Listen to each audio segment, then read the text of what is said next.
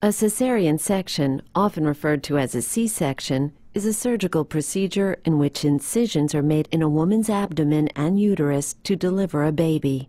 Some cesarean sections are planned. More often, however, the need for the procedure becomes apparent after the onset of labor when abnormal conditions make a vaginal delivery unsafe for the mother or her baby. Common indications for cesarean section include dystocia, placenta previa, and fetal distress. Dystocia, or prolonged non-progressive labor, can occur when the baby's head is unable to fit through the birth canal or its body is in an unfavorable position, such as perpendicular to the birth canal or buttocks first, which is the breech position. Placenta previa occurs when a low-lying placenta partially or completely blocks the cervical opening.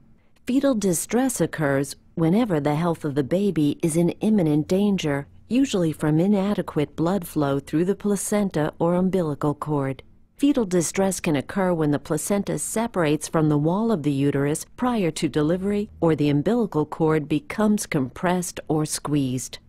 Other conditions that may require a cesarean section include multiple births, large tumors of the uterus, genital herpes or other infections, or medical problems such as uncontrolled diabetes or hypertension.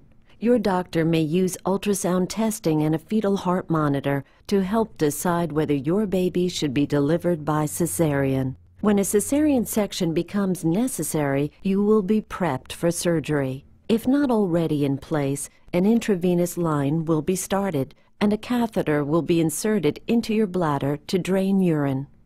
In the operating room, you will be given anesthesia. In most cases, a spinal anesthetic is administered to numb the lower portion of your body. Sometimes, however, a general anesthetic will be used. Your doctor will begin by making an incision in your abdomen. It will either be a vertical incision from just below the navel to the top of the pubic bone, or more frequently, a horizontal incision across and just above the pubic bone. This is often called a bikini cut. Your doctor will then make a second incision on the lower part of the uterus. Once the uterus is opened, your doctor will rupture the amniotic sac if it is still intact and deliver the baby. The time from the initial abdominal incision to birth is typically 5 minutes. Your doctor will then clamp and cut the umbilical cord. Gently remove the placenta and tightly suture your uterus and abdomen. This typically takes about 45 minutes. The hospital stay after a cesarean section is usually 3 to 5 days.